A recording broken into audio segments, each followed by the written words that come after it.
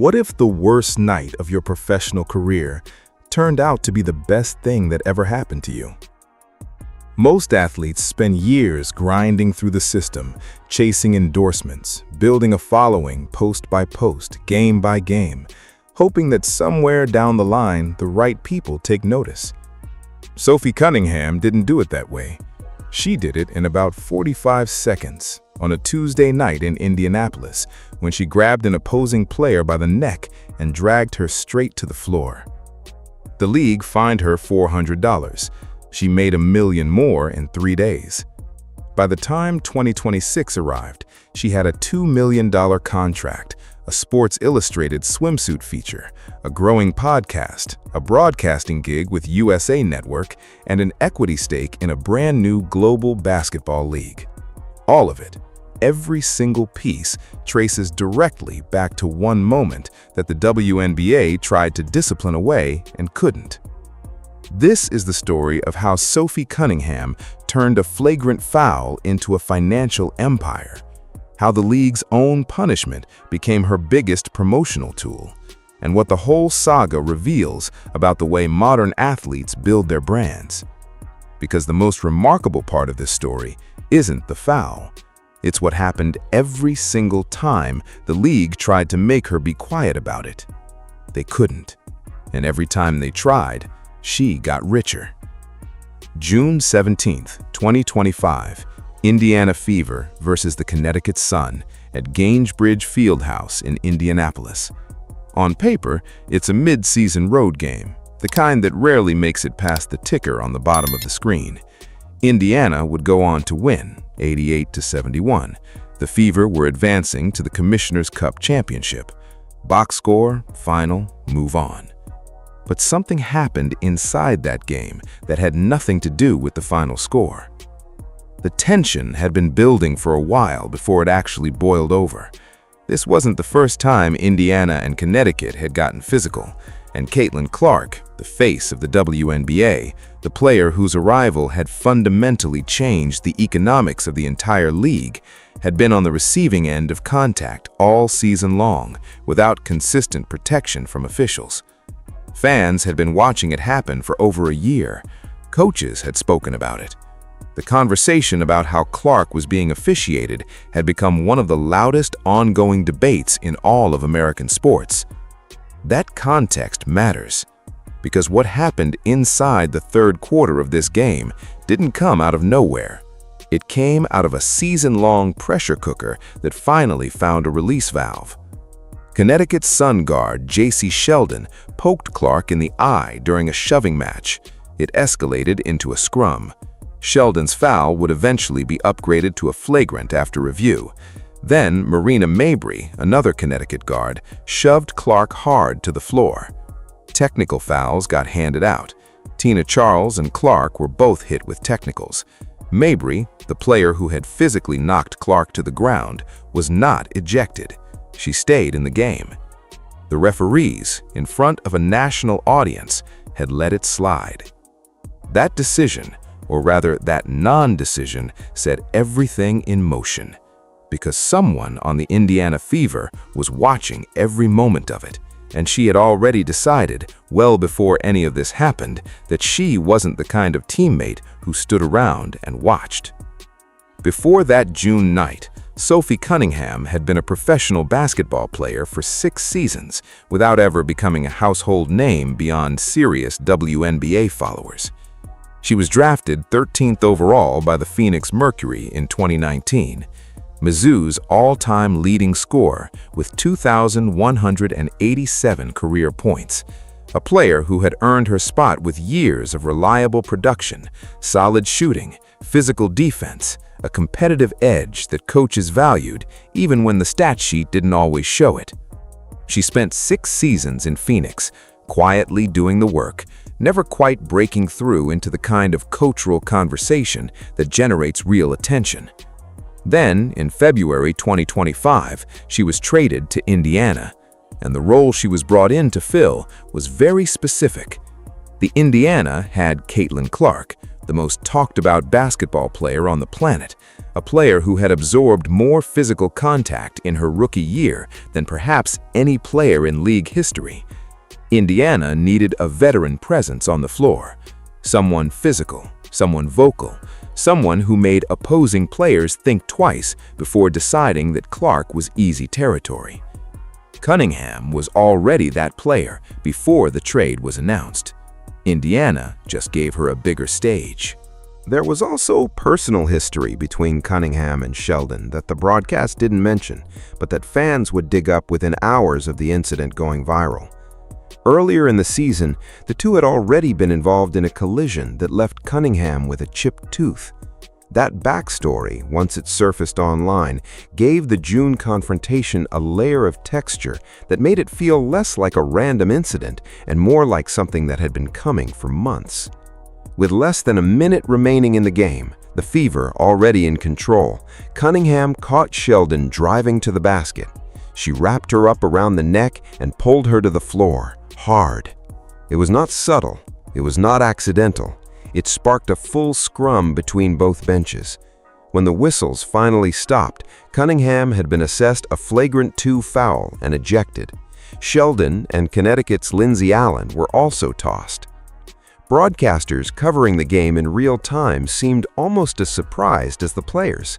Commentary in the moment focused immediately on whether Cunningham had crossed a line, whether her response matched the severity of what had happened to Clark earlier in the game. That debate, playing out live on national television, was already spreading the clip beyond the arena before the final horn had even sounded. The WNBA reviewed the play, no suspensions, and they handed Cunningham the standard fine that comes with any flagrant 2 ejection, $400. The league filed the paperwork and moved on. Nobody in the league office thought this was anything more than a routine procedural matter, a box checked after a heated game. These things happen. $400, fine paid, next game. Nobody in that office could have predicted what was about to happen next. Within 24 hours of the clip hitting the internet, Sophie Cunningham's world had completely changed. The footage spread across every corner of social media with a speed that catches most sports moments, but the response this one generated was different. It wasn't just that people were watching it, they were reacting to it emotionally, sharing it with specific captions, debating it, using it as a jumping-off point for every frustration they had ever felt watching Clark get knocked around without consequence. She had roughly 300,000 followers on TikTok before that night. Within a single day, she gained more than 500,000 new followers across TikTok and Instagram combined. Her TikTok account crossed 850,000 followers almost immediately. Within weeks, she was past 1 million, and that number didn't stop there. By late 2025, she was approaching 3 million followers across platforms. Sportico, one of the most respected outlets covering sports business, ran the numbers and put a dollar figure on what had happened. The incident had generated approximately $1 million in added brand value for Cunningham in just 3 days. $1 million in 3 days from a foul that cost her $400 to have on her record. Analysts who started digging into why this happened so fast landed on a concept that sports economists call proximity value, the financial benefit an athlete captures simply by being in the orbit of a much bigger star at exactly the right moment. Caitlin Clark's arrival in the WNBA had raised the economic floor for everyone around her. Attendance at Fever games had jumped over 100% when Clark was on the roster. Television ratings followed that. Sponsor interest followed that. Cunningham had been standing right next to all of that, and when she made one defining play in defense of Clark, she absorbed a meaningful portion of that attention for herself. But proximity alone doesn't explain the full picture, because plenty of Clark's teammates were standing nearby. Only one of them sparked this reaction. What set Cunningham apart was that she hadn't been chasing a highlight. She hadn't been chasing attention. She had been defending her teammate against a situation that millions of fans believed the league had repeatedly failed to address, and she did it in the most direct, unambiguous way imaginable. The internet had a name for her within days, the Enforcer, a nickname that spread faster than any marketing team could have engineered it. Brands moved immediately. Ring signed her almost immediately after the incident in a partnership that felt almost too perfectly timed to be coincidental. She became a ring girl at UFC 329, which is where things got even absurd. Reportedly, Cunningham walked up to UFC CEO Dana White inside the venue, told him she wanted to carry a round card, and White said yes on the spot. 8 minutes later, she was circling the octagon. White laughed about it afterwards at the press conference, saying they had hired her about 8 minutes before she did it. That moment, replayed across social media, added another layer to a personality that audiences were already falling in love with. Her existing relationships with Adidas and Quest Nutrition took on new visibility overnight. Her Arby's ambassador deal came together in July 2025, and she quietly picked up a recurring analyst role on Phoenix Suns broadcasts, adding a media career on top of an already expanding basketball one. How rare is it for a role player heading into her 7th professional season to suddenly become the most talked about story in her sport? Historically, almost unheard of. Most athletes in her position build their brand gradually across years of consistent production and carefully managed public appearances. Cunningham compressed that entire process into a single week. And what nobody accounted for was that she had absolutely no intention of going quiet once the algorithm moved on to something else. She was just getting started. Here is where the story stops being about a basketball player and starts being about something the league had never seen before. Did the WNBA actually think a $500 fine was going to change who Sophie Cunningham was? On July 18, 2025, about a month after the ejection, Cunningham posted a TikTok lip-syncing to the lyrics, "Stupid, or is it slow?" The caption was aimed directly at the league's officiating standards. She wasn't subtle about it. She wasn't trying to be. The league fined her $500. This time, she found out about it in the most unglamorous way possible. Fever general manager Amber Cox pulled her aside and told her the league had been in touch. Rather than backing down, Cunningham addressed the pattern directly on that same debut episode. She said it herself, "You fining me $500 is not going to do." And then she called the shot. She predicted exactly what was about to happen. More fines, more comments, more fines after that. And she was right about all of it. August answered the remaining question quickly. Cunningham picked up a third fine, amount undisclosed, after commenting on officiating during a Wings Fever matchup involving Paige Bakers. "I love Paige to death, but those refs were giving her every freaking whistle last night." Afterward, she summarized her summer in a single line for reporters. "I'm officially 3 for 3 on being fined by the WNBA. They didn't like my comments on Paige Bakers. I didn't even say anything bad." By most accounts, she was laughing about it. Think about what was actually happening here from a pure business standpoint. Every fine generated a new news cycle. Every news cycle generated new followers. Every new round of followers made Cunningham's existing brand partnerships more valuable and attracted new sponsors. Podcast download numbers climbed with every headline. 3 separate fines across a single summer had functioned as 3 perfectly spaced promotional events that no marketing department could have engineered, all of them paid for by the league in the form of free press. The WNBA had accidentally built itself a marketing calendar out of its own disciplinary process. Did the league ever consider changing its approach as the pattern became obvious? If it did, there was no public evidence of it. Each fine followed the same procedure: a comment or post, a review, a dollar figure attached, a statement that didn't elaborate. The consistency of the league's response, ironically, made Cunningham's personality feel even more magnetic by contrast. Where the league offered procedure, she offered personality. Audiences overwhelmingly preferred the personality. It wasn't close. August 2025 brought the kind of news that typically ends a player's season of momentum cold. Cunningham suffered a torn MCL and missed the remainder of the 2025 campaign. She finished with 30 games played and 13 starts, averaging 8.6 points, 3.5 rebounds, 1.2 assists, and a steal per game, while shooting 46.9% from the field and 42.3% from three. Solid numbers for a role player. The kind of numbers that, before June 17th, were the full story of who Sophie Cunningham was. The Fever went on to win the 2025 Commissioner's Cup, the first in franchise history, a championship that came with a $30,000 payout to each player on the roster, adding another check to Cunningham's total for the year. She watched the celebration from the sideline. The logical question was whether the injury would slow down what had been an extraordinary run of off-court momentum. It didn't even come close. Her podcast kept growing. The brand partnerships kept generating visibility. Broadcast work with the Suns continued.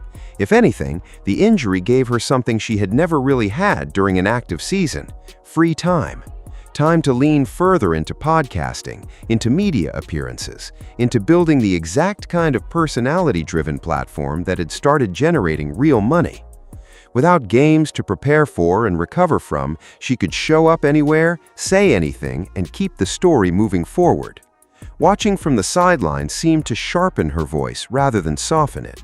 She wasn't distracted by game prep. She wasn't exhausted from a road schedule.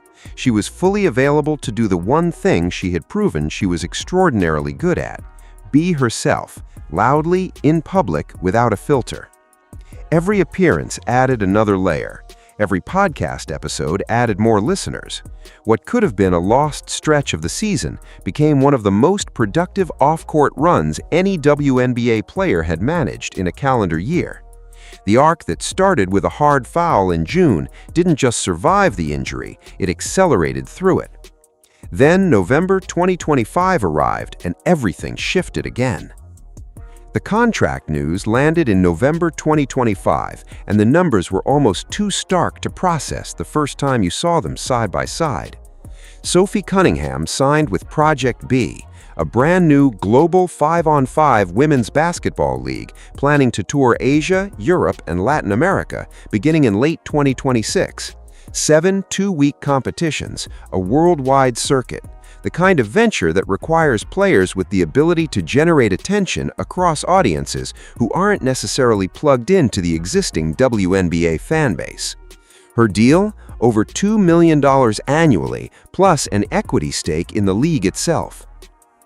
Not a playing salary, not just a contract, a stake in the organization, the kind of structure typically reserved for athletes with established star power and financial leverage. Cunningham was getting it a year after being a role player fighting for minutes, 18 months after most casual sports fans had never heard of her. The context makes the numbers even more jarring. Over 7 professional WNBA seasons, Sophie Cunningham's total career salary had added up to approximately $637,780. The Project B contract alone represented more than 3 times that figure, signed in a single afternoon on the strength of a brand that the league's own fines had helped build. For further reference, the WNBA's Supermax salary in 2025 was $249,244. Cunningham's new deal was roughly 8 times that figure. She tried to recruit Caitlin Clark to join her. Clark said no. Her existing deals and brand positioning made the WNBA the right home for her, regardless of what Project B was offering. But the fact that Cunningham was in a position to be recruiting the most famous basketball player on the planet to a new league was its own kind of statement about how far her standing had risen. On her podcast, Cunningham explained the decision simply. When they're offering that type of money, plus the signing bonus, plus having equity in the company, it's a no-brainer. And she wasn't walking away from the WNBA entirely. In April 2026, ahead of the new season, she signed a 1-year, $665,000 deal to return to the Indiana Fever under the newly negotiated CBA, which had raised the salary cap from $1.5 million to $7 million and pushed average player salaries past $600,000. She was playing basketball in Indiana during the summer, then heading to Project B's global circuit in the fall.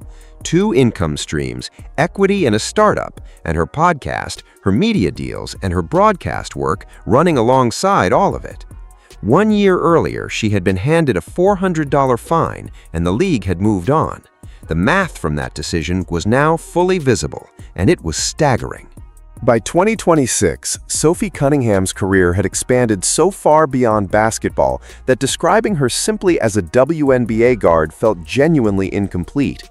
In April 2026, she announced a contributor and studio analyst role with USA Network for their WNBA coverage, a legitimate broadcasting career running parallel to her active playing schedule. The announcement came on the same day as her first official Sports Illustrated Swimsuit photo release, which is the kind of scheduling coincidence that usually requires a very intentional PR team and a very carefully managed calendar.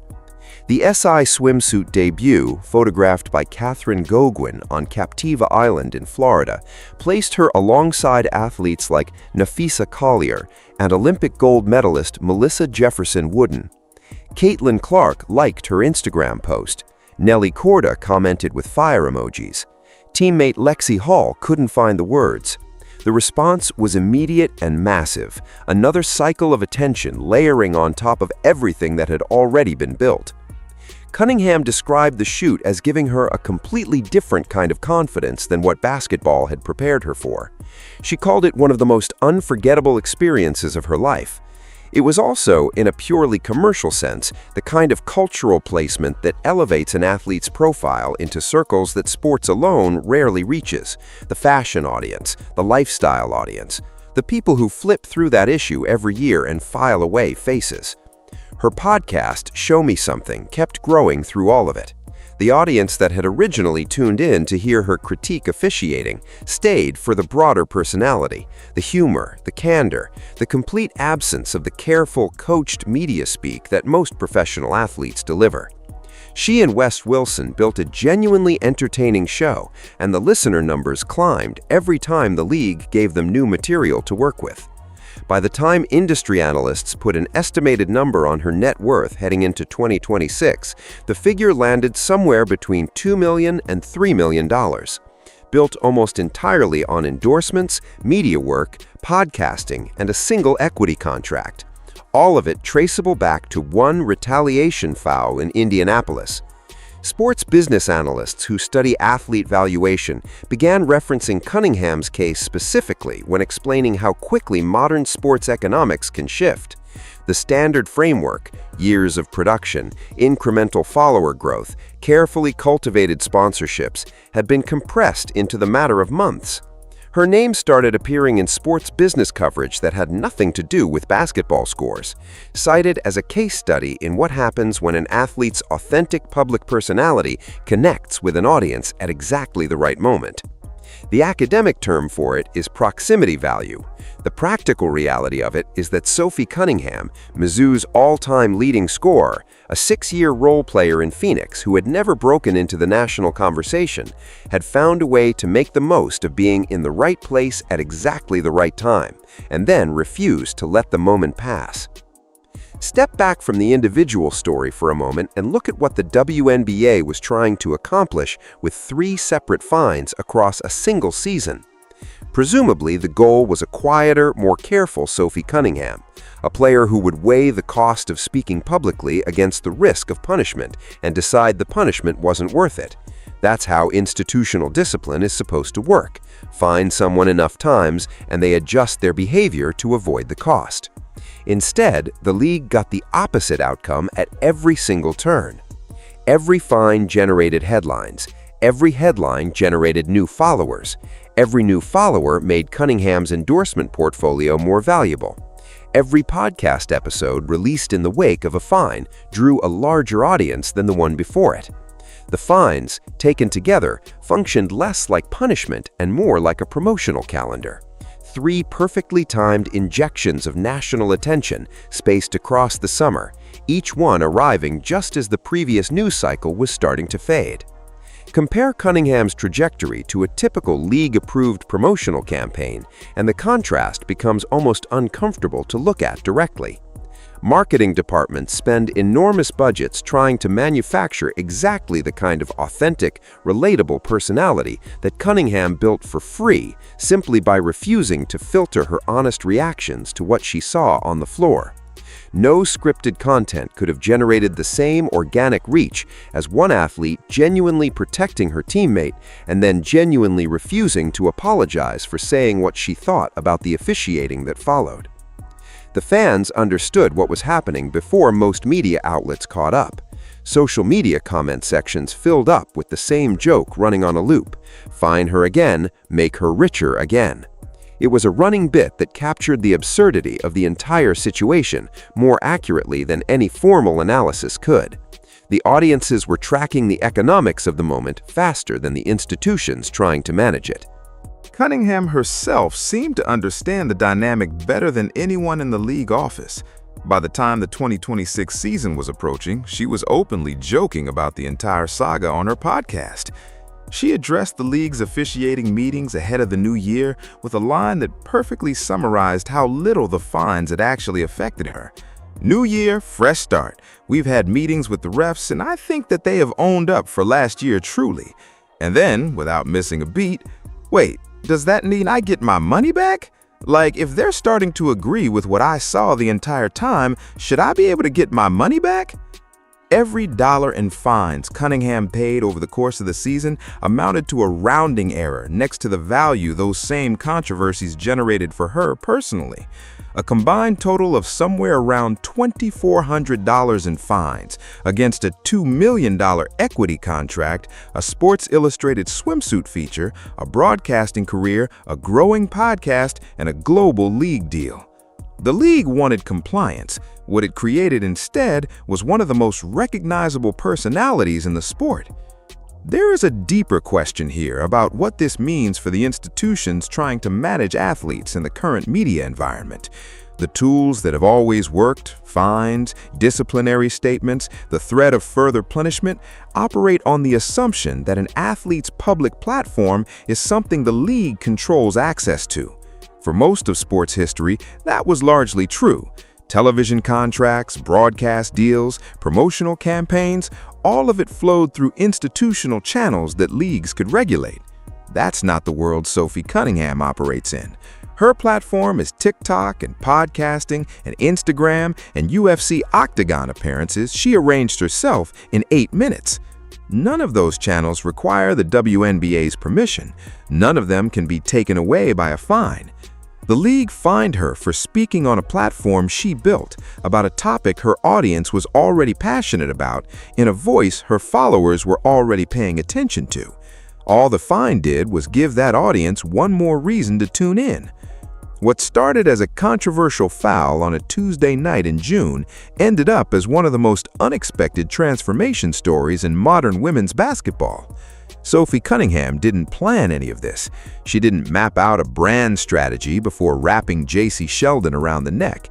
She didn't calculate that refusing to back down from the league's fines would generate 3 separate promotional cycles over the summer.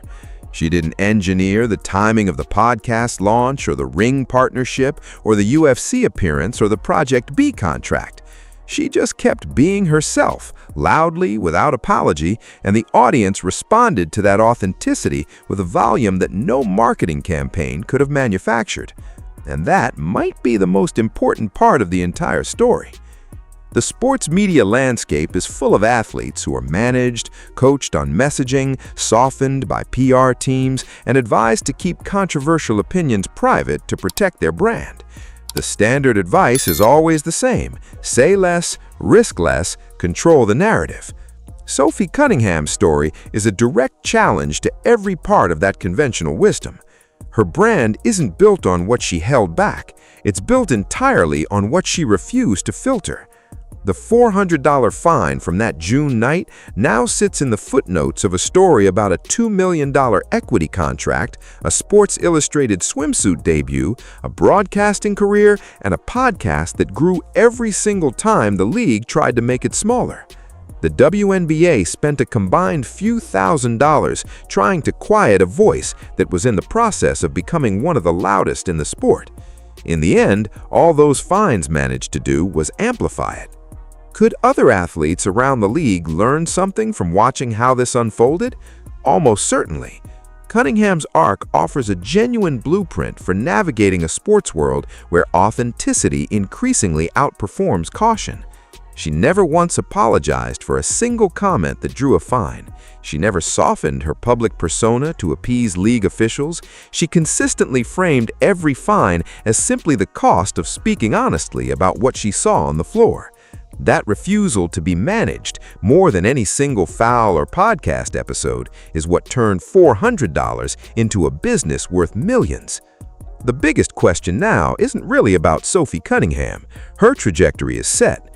Project B launches, the WNBA season continues, the podcast keeps growing, and somewhere down the line there will be more fines, more headlines, and more of the audience that has come to love her for exactly who she is, showing up to watch. The real question is for the league and for every institution trying to manage athletes in an era where their platforms are entirely their own. What does it mean for sports organizations when the tools of discipline become tools of amplification? What happens to the authority of a fine when every athlete watching can see in real time that the fine just made the fined player more famous? The WNBA accidentally created one of its most bankable personalities by trying to contain her. Whether they've learned anything from that, or whether the next Sophie Cunningham gets the same treatment and ends up with the same result, is the story that's still being written. One thing is certain: the next time a player stares down a $400 fine and decides it's worth paying, they'll be thinking exactly about this story.